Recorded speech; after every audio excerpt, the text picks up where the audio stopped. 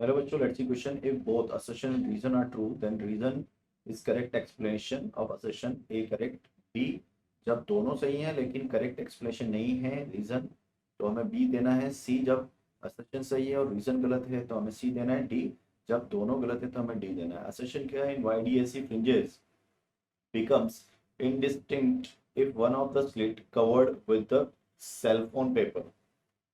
indistinct का मतलब होता है बेटा लेस शार्प, कम शार्प हो जाती है। And cell phone paper is a translucent, decreases the intensity of light emerging from the slit। तो बच्चों लेस, ये इंडिस्टिंक्ट का मतलब होता है लेस शार्प, कम शार्प हो जाती है। तो की कॉन्सेप्ट क्या है यहाँ पर? की कॉन्सेप्ट है हमारे पास इंटरफेरेंस,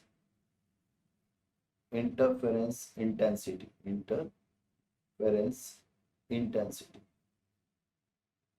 इंटेंसिटी। तो हम जानते हैं जो मैक्सिमा होता है आई मैक्सिमा, वो क्या होता है आपका I1 प्लस √I2 का होल स्क्वायर। ठीक है। और आई मिनिमा क्या होता है? It is equal to √I1 minus √I2 का होल स्क्वायर।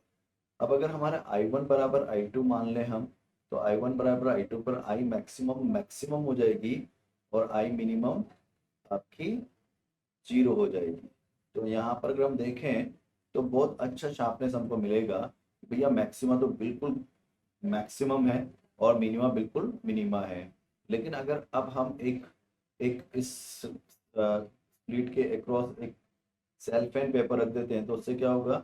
इंटेंसिटी अब डिक्रीज कर जाएगी। इंटेंसिटी क्या हो जाएगी? डिक्रीज कर जाएगी। पहले मान लो आपकी आई थी, अब इंटेंसिटी जो होगी वो मान लो 1 की हो गई आपकी। अब पहले 2i थी, अब 1 की आई मान लो और 1 की कितनी मान लो? 2i मान लो। तो ऐसे होने पे क्या होगा? जो आई मैक्सिमम होगा वो उसका इंटेंसिटी लेस हो जाएगा, है ना। अगर अपन ये आई मान के चल रहे हैं, पहले आई मान के चल रहे हैं तो वो आई नॉट के बराबर था। मान लो I is equal to I not, तो पहले 4i0 था, तो अब क्या हो जाएगा? 4i0 से छोटी हो जाएगी और आई मिनिमम जो है वो 0 से बड़ी हो जाएगी। तो क्या इनके बीच का जो गैप होगा, जो जो इंटेंसिटी पहले गैप था वो क्या अब कम हो गया?